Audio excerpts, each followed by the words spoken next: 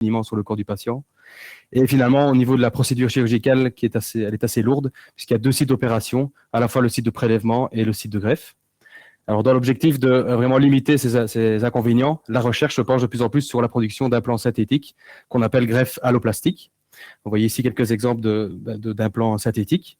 Alors, malgré leur absence de cellules et facteurs de croissance naturels, qui présentent de nombreux avantages, notamment la possibilité d'être façonné avec des formes complexes, avec également une porosité contrôlée qui est particulièrement appréciée par les cellules. En théorie, les quantités sont illimitées puisque c'est un matériau synthétique. Et finalement, pour le patient, c'est avantageux puisqu'il n'y a qu'un seul site d'opération, le site de greffe et non plus le site de prélèvement. Alors, quels matériaux sont disponibles pour réaliser de tels implants synthétiques? Alors, dans le cas de ma thèse, on s'est intéressé à un matériau en particulier, qui est le phosphate tricalcique bêta, dit bêta-TCP. Donc, c'est un matériau céramique de la famille des phosphates de calcium, qui est à la fois biocompatible, bioactif et biorésorbable. Alors, biorésorbable, ça veut dire que ce matériau, après implantation dans le corps, va être dégradé au fur et à mesure, après quelques semaines, quelques mois, et être totalement remplacé par du nouvel os. Donc, il présente l'avantage de ne pas devoir retirer la greffe après opération.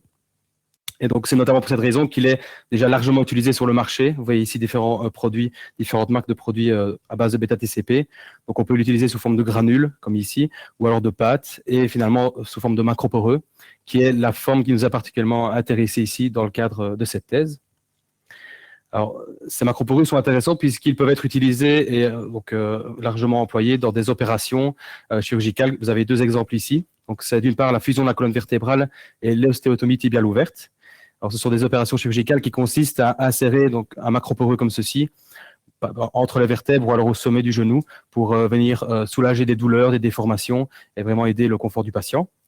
Alors, dans ce type d'opération chirurgicale, les macroporeux bêta-TCP présentent de nombreux avantages, notamment la porosité qui permet l'adhésion et la prolifération des cellules ostéoblastes, mais également la migration des cellules et des fluides biologiques grâce à cette porosité qui améliore l'intégration de l'implant. Et finalement, on a une similitude chimique et structurelle avec l'os natif, l'os naturel. Et donc, un des sous-objectifs de la thèse est de pouvoir profiter des avantages de la fabrication additive pour optimiser la production de macroporeux résorbables en bêta-TCP. Alors, la fabrication additive ou l'appellation grand public impression 3D, donc c'est défini comme un procédé d'assemblage d'un matériau par couche d'un matériau pour former un objet 3D à partir d'un fichier obtenu par ordinateur. Donc, c'est vraiment en opposition aux méthodes de fabrication soustractive qui consistent à retirer de la matière d'un bloc pour former un objet. Alors, il existe différentes techniques d'impression 3D en fonction du mode de dépôt de ces couches. Alors, typiquement, dans le cas de ma thèse, on s'est intéressé à l'extrusion de matière, donc qui est par exemple donc, la méthode la plus utilisée pour l'impression de plastique dans le grand public. Alors, pourquoi utiliser les fabrications additives dans le secteur médical, direz-vous? Parce qu'il y a différents avantages, notamment la possibilité de créer des pièces sur mesure et spécifiques aux patients, à partir de scanners, par exemple. On a également une grande liberté de conception, surtout pour des géométries complexes. Et surtout, on peut introduire une certaine porosité contrôlée qui est intéressante pour les cellules. Alors, en plus, la fabrication additive est disponible avec de nombreux matériaux, comme les plastiques, les métaux, mais surtout ici, pour nous, les céramiques. Alors, c'est dans le but d'optimiser justement la fabrication additive de céramique que le projet Doc3D Printing est né. Donc, c'est le projet européen auquel j'appartiens. Et donc, il a vraiment pour objectif de développer la fabrication additive de différents matériaux céramiques avec différents procédés d'assemblage de fabrication additive. Alors, pour ce faire, donc, une équipe de 14 doctorants, donc, qui se réduit petit à petit après les soutenances. Ils sont répartis au sein des différents partenaires académiques et industriels du projet au sein de l'Europe. Donc, ils travaillent à la fois sur des thématiques comme le biomédical, comme pour moi, ou l'aérospatial. Alors, pourquoi un tel projet pour développer la fabrication additive de céramique? Justement parce que la pression 3D à partir de céramique est bien plus complexe que pour des métaux ou des plastiques, dû à des exigences de conception assez difficiles à cause de points de fusion très élevés ou une certaine fragilité. Et donc, typiquement, pour imprimer des pièces en 3D avec le procédé d'extrusion de matière, il faut d'abord passer par une étape de mélange de la poudre céramique avec différents additifs organiques ou des solvants. Et donc, après impression, la pièce est constituée à la fois de la poudre céramique, mais également de ces différents additifs. Alors, pour produire une pièce purement céramique, il faut donc éliminer ces additifs organiques. Donc, ça passe typiquement par une étape de séchage, puis de déliantage. Donc, on va chauffer les pièces à environ 500-700 degrés en fonction des additifs pour vraiment éliminer ces espèces organiques. Et finalement, la dernière étape, c'est l'étape de fritage. Donc là, on va chauffer les pièces à plus de 1000 degrés pour les densifier et finalement produire des pièces purement céramiques avec des propriétés mécaniques optimales pour les applications visées. Alors, cette étape de fritage à assez haute température peut être problématique pour le matériau étudié ici, donc le bêta-TCP. En effet, ce matériau présente une transition de phase en alpha-TCP, donc c'est le même matériau, c'est la phase cristalline qui change. Alors cette transition de phase a lieu d'une part à une température assez basse pour le frittage de céramique, donc 1120-1200 degrés. Et alors en plus, elle se passe avec une expansion de la maille cristalline qui engendre la présence de micro-fissures au sein des pièces céramiques. Donc ça limite vraiment la densification et les propriétés mécaniques finales des pièces. Vous voyez ici par exemple un exemple de macroporeux en bêta-TCP avec la présence de ces fissures dues à cette transition problématique. Donc c'est vraiment néfaste pour les propriétés mécaniques des pièces. Alors en plus, cette phase alpha-TCP possède une solubilité en milieu biologique qui est plus élevée que la phase bêta. Et donc sa présence peut engendrer une résorption, une dégradation trop rapide et non contrôlée du substitut osseux après implantation. C'est pourquoi, dans le cadre de ma thèse, on s'est vraiment attelé à densifier ce matériau bêta-TCP sans produire la phase alpha problématique. Alors, heureusement, il existe différentes solutions au sein de la littérature pour optimiser la densification du bêta-TCP sans produire cette phase problématique alpha. Donc, la première solution, c'est d'utiliser des procédés de frittage alternatifs, donc alternatifs par rapport au frittage conventionnel classique. Par exemple, ici, le frittage micro-ondes, donc qui permet un chauffage volumique des pièces, une réduction également des temps de frittage et des tailles de grains céramiques la plupart du temps, permettant d'améliorer les propriétés mécaniques. Alors, il y a également une possibilité de couplage avec la fabrication additive qui est intéressante pour vraiment améliorer le rendement de production de pièces sur mesure. Et finalement, la deuxième solution pour optimiser la densification, c'est le dopage.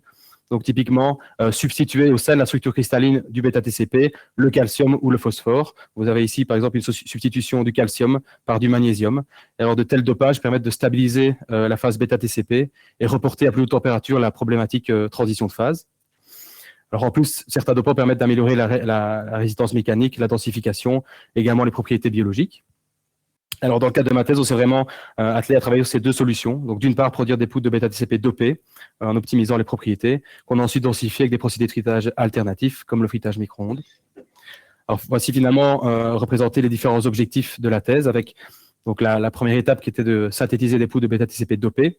On a ensuite étudié les propriétés, l'effet des dopants sur le matériau, notamment en termes de stabilité thermique, densification et propriétés mécaniques. Ensuite, l'étape d'après était de pouvoir mettre en forme ces poudres bêta-TCP dopées réalisées ici au laboratoire par fabrication additive avec la technique de robocasting, donc qui est montrée ici. Donc c'est l'extrusion d'une pâte réofluidifiante pour former un objet 3D. Alors après pression, les macroporeux, on a étudié leur densification à la fois de manière conventionnelle, mais à la fois de manière rapide.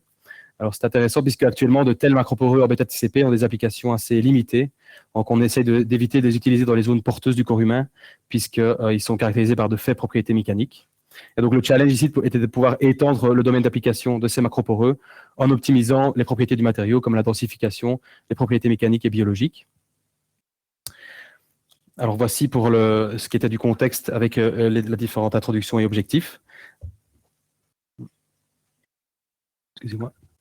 Alors la section suivante concerne la description des résultats expérimentaux sur la synthèse de phosphate tricassique bêta dopé.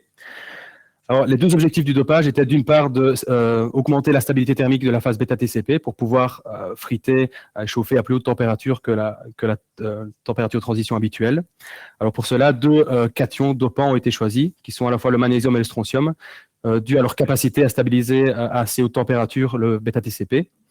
Alors le deuxième objectif du dopage était de pouvoir fournir des propriétés antibactériennes aux matériaux, ce qui peut être intéressant pour limiter le risque d'infection après implantation, donc, et ainsi soulager le patient. Alors pour cela, à la fois l'argent et le cuivre ont été sélectionnés pour leurs propriétés antibactériennes bien connues. Et donc ces 4 cations dopants ont été utilisés pour réaliser le dopage par coprécipitation durant la synthèse du bêta-TCP. Alors le procédé développé pour synthétiser du bêta-TCP dopé par coprécipitation, c'est un procédé en 2 étapes. La première étape consiste à d'abord produire par coprécipitation au sein d'un réacteur à double paroi un précurseur apathitique. Alors typiquement, on a une solution de phosphate qui est ajoutée de manière contrôlée au sein du réacteur dans une solution de calcium. Alors, dans ce réacteur, on peut contrôler à la fois la température, à la fois le pH, également le taux d'addition du phosphate, et également le mélange. Et les différents dopants sont ajoutés dans le réacteur à la solution de calcium. Alors, après maturation, lorsque la précipitation est terminée, on peut récupérer le précipité, qui est un précurseur apathitique. Vous voyez ici une formule, par exemple, pour un dopage au magnésium. Alors, la deuxième étape va consister à calciner, donc dans un four, ce précurseur à assez haute température, donc vous voyez ici jusqu'à 850 degrés, pour d'une part éliminer les sous-produits de réaction, et surtout pour convertir ce précurseur apathitique en bêta-TCP dopé. Vous voyez ici toujours cet exemple avec le dopage au magnésium. Et donc, en appliquant ce procédé en 2 étapes, différentes compositions dopées ont pu être réalisées.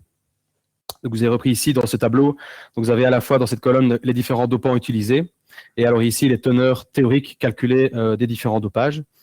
Donc on a pu réaliser à la fois des dopages donc en ajoutant un seul cation, un seul dopant à la fois, en faisant varier la teneur en dopant pour étudier l'effet sur le matériau. Et en plus, des codopages ont été réalisés en ajoutant simultanément plusieurs cations en même temps dans la synthèse, jusqu'à réaliser cette composition avec les 4 cations étudiés ici dans ce travail. Alors, après chaque synthèse, il était important de vérifier à la fois la pureté de la poudre réalisée, donc voir l'absence ou la présence de phases secondaires, et surtout d'étudier la bonne incorporation des dopants au sein de la structure du matériau. Pour ce faire, différentes techniques de caractérisation ont été utilisées, comme la diffraction des rayons X, la spectroscopie infrarouge ou la spectrométrie d'émissions atomiques, plasma couplage adductif, ICPAS. Alors, pourquoi vérifier absolument la pureté? Parce que le procédé développé ici peut permettre de produire différentes phases de phosphate de calcium. Donc, je vous ai repris ici les différentes phases de phosphate de calcium avec le bêta-TCP en fonction du rapport calcium sur phosphore. Alors, typiquement, pour le bêta-TCP stoichiométrique, ce rapport est de 1,5, donc qui était vraiment l'objectif visé ici. Par contre, si ce rapport est légèrement inférieur à 1,5, on peut obtenir des traces de pyrophosphate de calcium, donc cette phase Ca2P2O7. Alors, ces traces de pyrophosphate de calcium ont été analysées par spectroscopie infrarouge, qui est relativement sensible pour ce matériau, avec les bandes caractéristiques à 720 et 1200 cm-1 pour le pyrophosphate de calcium. Et finalement, lorsque ce rapport de 1,5 est légèrement supérieur à ce rapport CAP est légèrement supérieur à 1,5, des traces d'hydroxyapatite peuvent également être retrouvées dans les poudres. Donc, c'est une autre phase de phosphate de calcium bien connue. Alors, ces traces d'hydroxyapatite ont été analysées par diffraction des rayons X, avec les pics de diffraction bien caractéristiques de cette phase, avec notamment le plus intense à 31,7 degrés ici. Alors, toutes ces analyses ont été réalisées après calcination de 15 heures à 1000 degrés pour respecter la norme sur les phosphates de calcium. Maintenant, je vais vous présenter les différents résultats de synthèse sur les différentes compositions réalisées. Alors, tout d'abord, pour le matériau, le bêta-TCP non dopé, donc qui a servi de référence pour l'étude des propriétés du matériau. Vous voyez ici les différents paramètres de synthèse pour cette synthèse, avec à la fois à gauche le spectre infrarouge, avec les bandes bien caractéristiques des fonctions chimiques du matériau.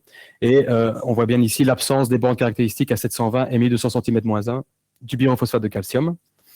Vous avez finalement à droite le diffractogramme avec un zoom sur les angles de θ intéressants, avec cette absence du pic caractéristique de l'hydroxyapatite et seulement la présence des pics de diffraction du bêta-TCP. Alors, lorsque ces deux phases secondaires sont absentes sur les deux techniques de caractérisation, on considère que la synthèse est optimisée sans phase secondaire et qu'on obtient du bêta-TCP de référence, ici non dopé. Alors, les mêmes analyses et les mêmes raisonnements ont été faits pour les différents dopages et codopages. Donc, tout d'abord, les dopages, avec ici les différents dopages au magnésium et strontium, avec à la fois les spectres infrarouges à gauche pour les différentes compositions, donc 2,25, 4,5 et 9% en strontium et en magnésium. Donc, vous avez toujours l'absence des bandes caractéristiques infrarouges du pyrophosphate de calcium et toujours bien en diffractogramme ici avec à 31,7, donc l'absence du pic le plus intense de l'hydroxyapatite pour l'ensemble des compositions dopées ici, magnésium et strontium, avec les formules ici du bêta-TCP avec ces deux dopants. Et donc, comme dans le cas du bêta-TCP non dopé, on peut considérer ici que les synthèses au dopage magnésium et strontium sont optimisées sans phase secondaire. Même raisonnement et mêmes analyses pour les dopages à l'argent et au cuivre avec les deux compositions réalisées. Toujours cette absence de pyrophosphate de calcium en infrarouge et cette absence d'hydroxyapatite en DRX avec ses pics caractéristiques. Et donc toujours ici, sans phase secondaire, on considère que la synthèse est optimisée pour ces dopages. Donc après l'étude de la présence ou non de phase secondaire dans les synthèses, il était intéressant d'étudier l'insertion des cations, des dopants au sein de la structure, donc pour être sûr qu'ils étaient bien incorporés au sein du matériau et non pas absorbés en surface. Alors, pour ce faire, on a utilisé l'affinement Rietveld, donc qui est une analyse à partir des données DRX. On peut obtenir les paramètres de maille, le volume de maille, etc. Donc c'est intéressant puisque l'insertion des dopants au sein de la structure peut modifier en fait le volume de la maille cristalline et donc les paramètres de maille. Et vous voyez par exemple ici donc deux graphiques. Donc celui-ci d'abord qui présente l'évolution des paramètres de maille du bêta-TCP en fonction de la teneur en magnésium. Et ce qu'on observe, c'est que plus la teneur en magnésium augmente avec le dopage, plus les paramètres de maille diminuent. Donc ce résultat est logique puisque le magnésium possède, comme vous voyez ici, un rayon ionique plus petit que le calcium. Et donc son insertion dans la structure va faire diminuer le volume de maille et donc les paramètres de maille vont ainsi diminuer. Par contre, on a l'effet inverse pour le strontium, avec une augmentation des paramètres de maille du bêta-TCP en fonction de la teneur en strontium. Résultat également logique puisque le rayon ionique du strontium est plus grand que le calcium, et donc son insertion va faire augmenter le volume de maille et donc les paramètres de maille. Les mêmes analyses ont été faites pour l'argent et le cuivre avec les dopages réalisés, avec une augmentation également des paramètres de maille pour l'argent, comme pour le strontium. Également logique puisque son rayon ionique est plus important que le calcium. Et finalement, pour le cuivre, on a un volume de maille qui reste plus ou moins identique avec la diminution d'un paramètre et l'augmentation de l'autre. Et donc, ces résultats Rietveld sont intéressants puisqu'ils nous permettent vraiment de voir qu'on a un effet du dopage sur les paramètres de maille. Et donc, c'est une preuve que les dopants sont effectivement bien incorporés dans la structure du matériau. Alors, afin de compléter ces analyses Rietveld, donc des mesures d'ICP-AES ont été réalisées par notre partenaire Marion Technologies à Toulouse. Donc, cette technique qui permet de quantifier assez précisément chaque cation séparément. Et ce qui est intéressant de voir, c'est ici de voir comparer les rapports théoriques avec les rapports expérimentaux obtenus par cette technique. Et on voit que ces rapports sont proches pour l'ensemble des compositions dopées.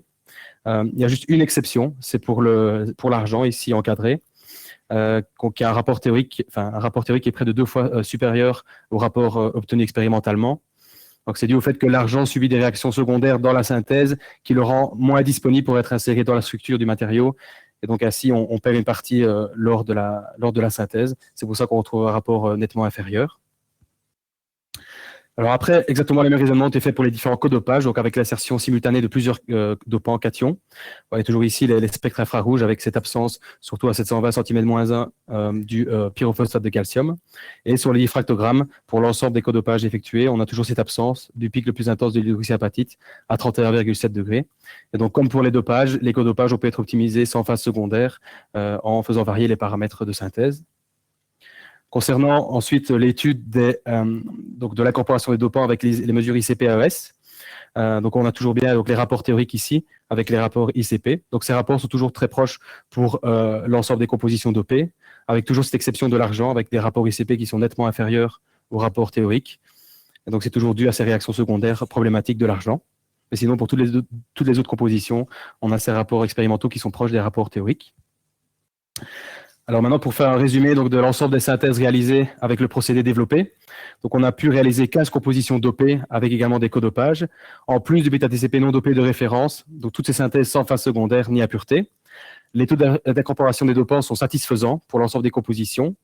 J'ai d'ailleurs repris ici dans le tableau les compositions, non plus les rapports théoriques, mais les teneurs obtenues par ICP-AES. Pour comparer les différentes compositions entre elles.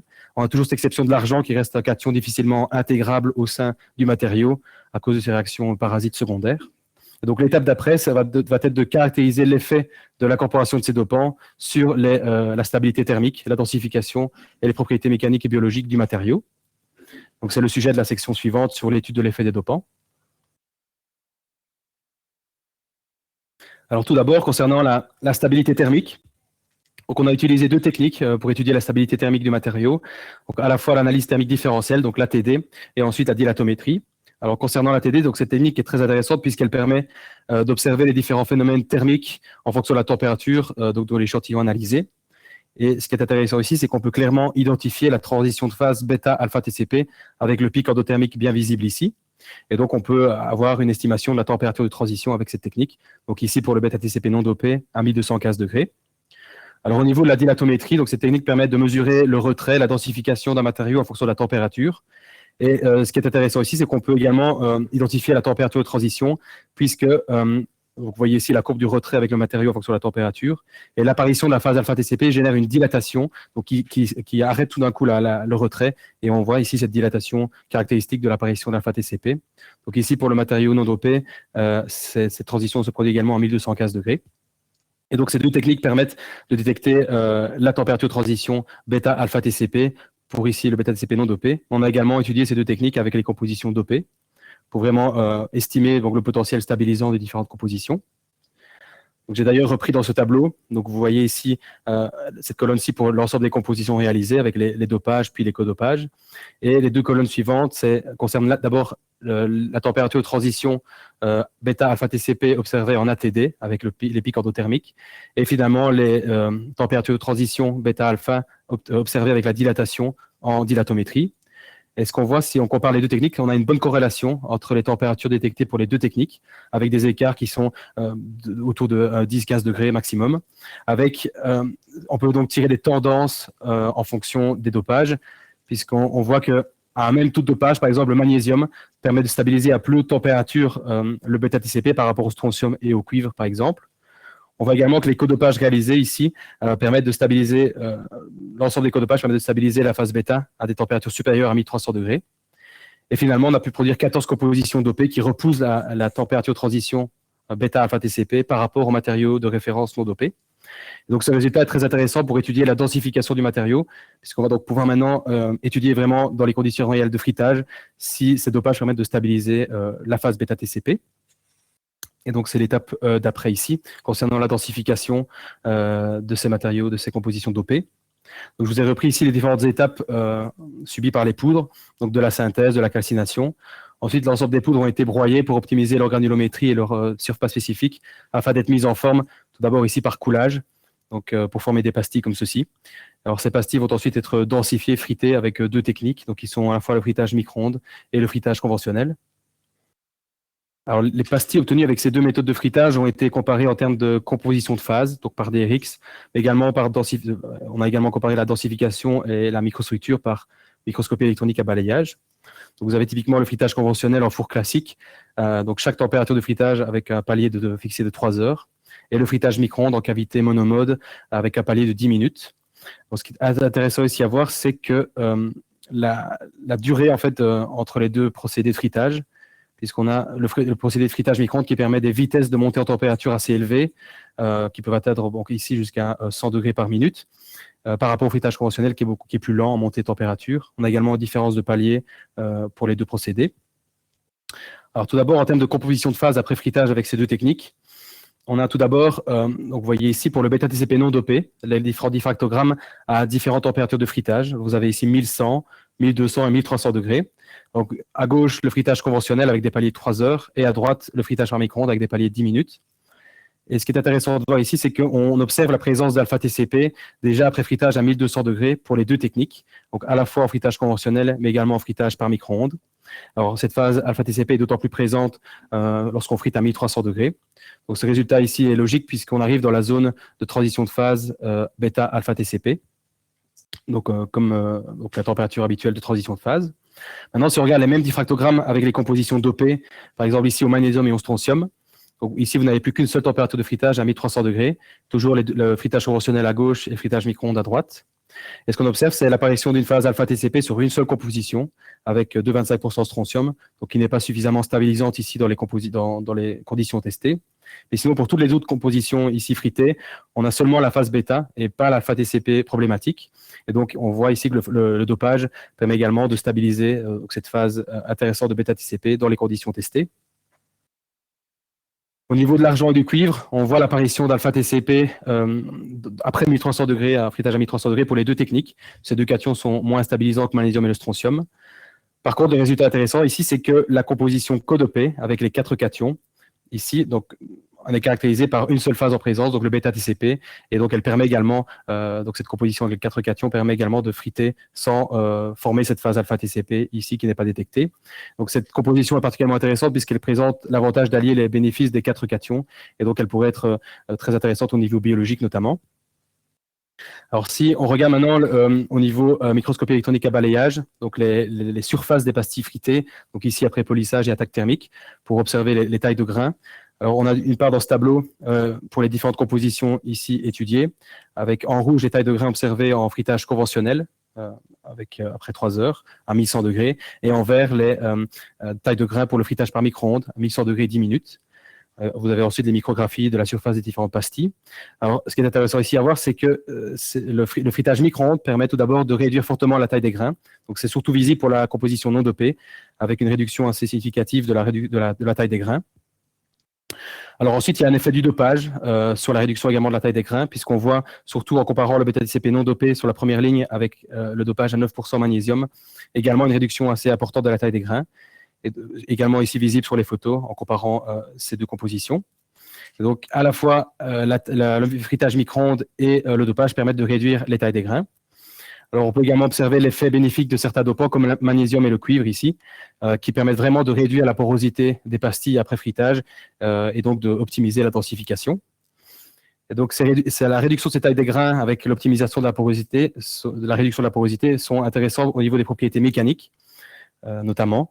Et donc, on a pu réaliser des mesures de propriété mécanique, surtout la dureté Vickers et modules d'élasticité, par des tests d'adaptation sur les pastilles après fritage. Donc, vous voyez ici dans ce graphique, après un fritage conventionnel de 1100 degrés durant 3 heures, il y a à la fois la dureté Vickers en noir et le module d'élasticité en rouge. Alors, ce qui est intéressant ici à voir, c'est que l'ensemble des compositions dopées réalisées permettent d'avoir des propriétés mécaniques qui sont supérieures que la composition non dopée ici soulignée en rouge. Donc déjà un résultat satisfaisant pour le dopage, avec même une nette amélioration des propriétés avec le dopage à 9% en magnésium, donc qui est la composition la plus stabilisante en termes de transition de phase, mais surtout la composition avec la plus grande densité. Alors, on a également fait une comparaison avec la littérature, avec un article de Laurent Boilet, donc c'est un travail qui s'est réalisé ici en collaboration avec le laboratoire ici et le BCRC de Mons, sur le fritage de bêta-TCP non dopé par pressage isostatique à chaud, donc une méthode qui permet vraiment d'obtenir des densités assez élevées, donc supérieures à 99,9%.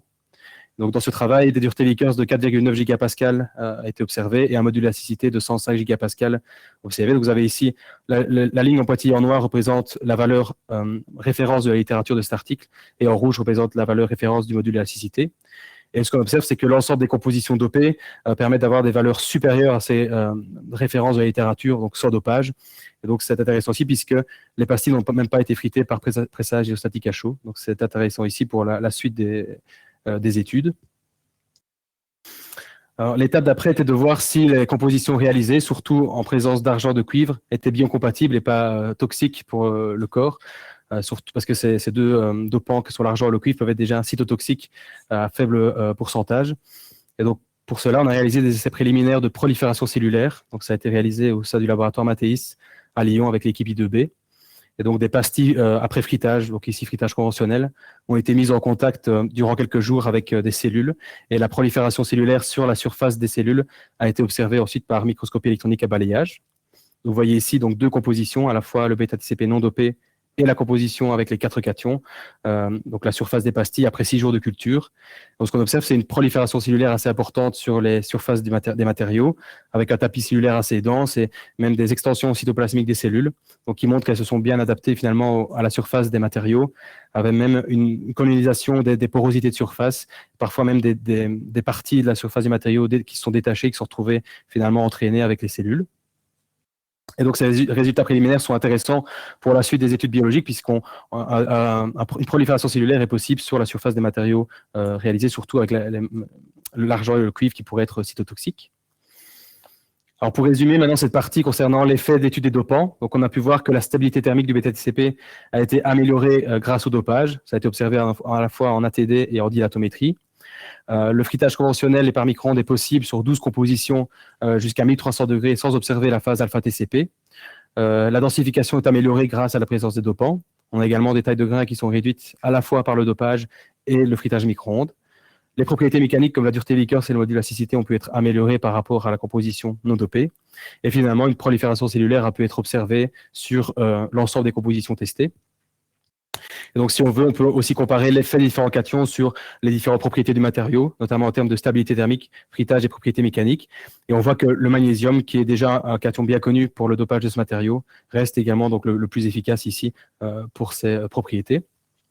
Alors, l'objectif d'après est de pouvoir mettre en forme ces compositions, ces poudres dopées par fabrication additive pour former des macroporeux intéressants pour ensuite des greffes osseuses. Donc, ça a été réalisé par la technique de robocasting. Et donc, c'est le sujet de la section suivante concernant le robocasting de macroporeux bêta-TCP.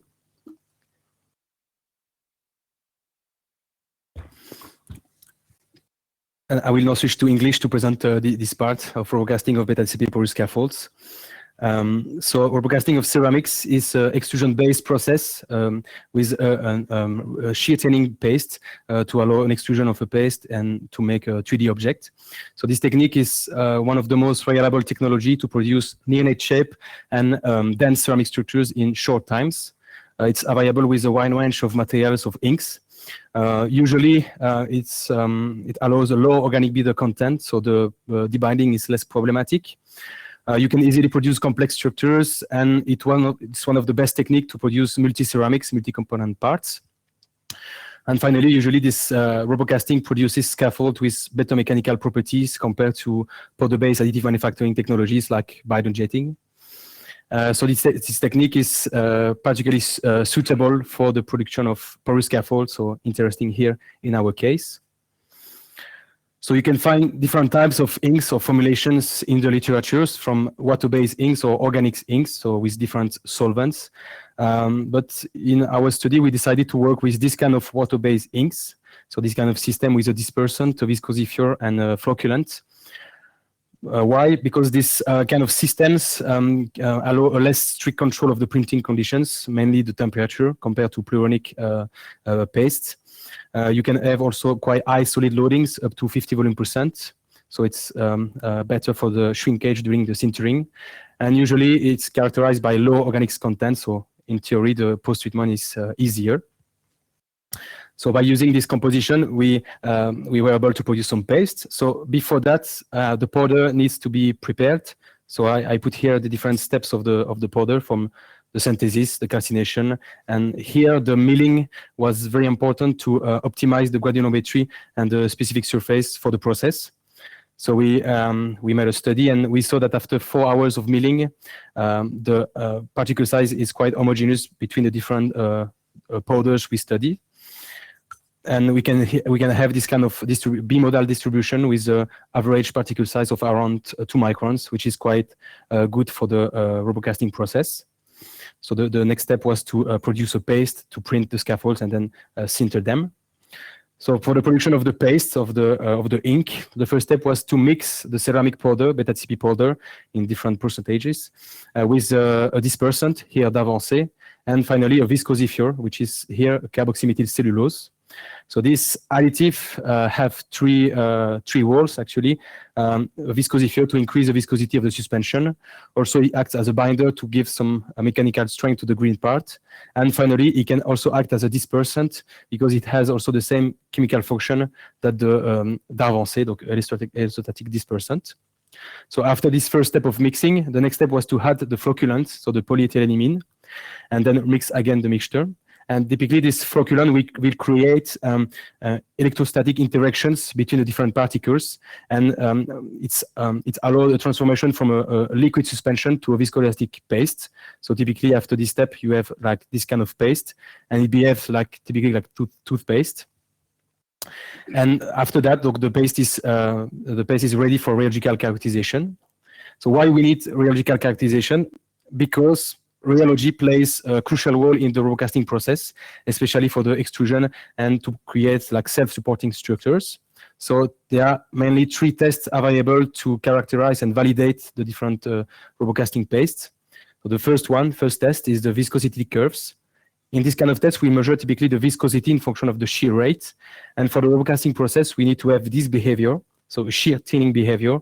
So the viscosity needs to decrease with the shear rate. It's very important to make the paste flow and extrude it for the process. The second test is the viscoelasticity curves. And in this kind of test, we typically measure the viscoelasticity of the compositions.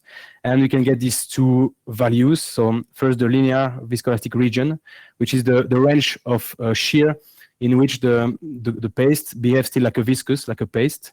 And then we can get the yield stress, which is the end of this region, and the shear, the force necessary to make the transformation of a viscous behavior to a more liquid, and so the value to make the paste flow for the extrusion. And finally, the last test is the thixotropy curves. So for robocasting, the paste needs to have this thixotropic behavior, so it needs to behave like ketchup. That means if you apply a shear during a certain time to the paste and you leave this shear, the viscosity of the paste needs to be recovered quite quickly to the initial value. So this property is very important to produce self-supporting structures and to avoid the destruction of the parts during the printing. So with these 3 tests, so we apply these 3 tests on the different pastes we produce. So here I only present this test for the, let's say, the reference composition with 55 volume% of beta-TCP, 3% of dispersant, 2% of carboxymethyl cellulose, and 0.2% of polyethylenimine. So in the first test, viscosity curves, we can clearly see this shear thinning behavior with in black the viscosity, which decreases with the shear rate. In the viscoelasticity curves, we can clearly identify the linear viscoelastic region with the yield stress of around 100 pascals. For the process here, it's not too high, not too low to be extruded correctly. And finally, for the thixotropy curves, we can clearly see here in blue a fast viscosity recovery when the shear is relieved. So it goes quite quickly to the initial viscosity value. So this property is very important, and it's able now to make self-supporting 3D structures. So after all these characterizations, the paste is now ready to be printed. So the printing was carried out at the BCRC with this printer, so Delta Wasp 2040 clay printer. So it's a printer made for mainly clay and to make like pottery of art.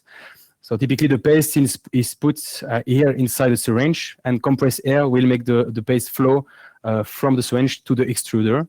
And in the extruder here, we have an infinite screw that make the paste flow extruded for the printing process. So with this process, we can print what we want, like from dense parts to macroporous scaffolds. And we can also change the designs in which the filament are deposited on the surface. So from zigzag designs to grid designs. So after the printing, for me, the most critical step for the process with this kind of compositions is the drying. So if the drying after printing is not homogeneous, we can get some defects. So typically two kind of defects. So the first one is warping. So it's typically a deformation on the edges when the drying is more quick, rapid on the edges than in the middle of the part. You can also have some cracks in the parts that are very bad, let's say, for the mechanical properties. So in order to avoid these issues and defects, we decided to work with an osmotic drying, which consists actually to immerse the parts after printing into a polymer solution. And the difference of osmotic pressure between the parts and the polymer solution will make the water flow from the parts to the polymer solution. It will allow a more homogeneous, a more efficient printing. And also the polymer solution will act, because it's quite viscous, will act as a support to avoid the deformations. So by applying this drying process after printing, and then the final step of sintering, here conventional sintering at 1100 degrees during 2 hours, we were able to obtain this kind of parts. So here for undoped BETHCP, so the BETHCP of reference, and here for a co-doped composition with magnesium, strontium, and copper. You can see here the slight change in colors. And we were able to reach quite high apparent densities, so up to 95 volume percent for dense parts and 92% for macroporous scaffolds. And we can see here a slight increase of the relative density with the use of a doped composition. So here also the benefits of dopants are visible here for the densification. So after that, we can get a closer look at the parts to identify some defects. So we use the SEM. So first to analyze the surface of the filaments of the parts. So here, for example, you can see no visible defects on this surface of undoped BETHCP parts. But if we look inside the filament, so if we cut the parts and we look inside, here you have a comparison of 4 compositions for the undoped BETHCP powders, and here for 3 doped compositions. We can clearly see inside the filaments still some porosity and some cracks. That is still like inherent to the process, and it looks like the use of doped compositions allow to reduce a bit the porosity, inside the filaments. And we can also see that the stacking of the filaments is different if we compare the different compositions due to slight changes of viscosity. So after we carry out some X-ray microtomography tests, so it was made at Lyon at the Matheis lab.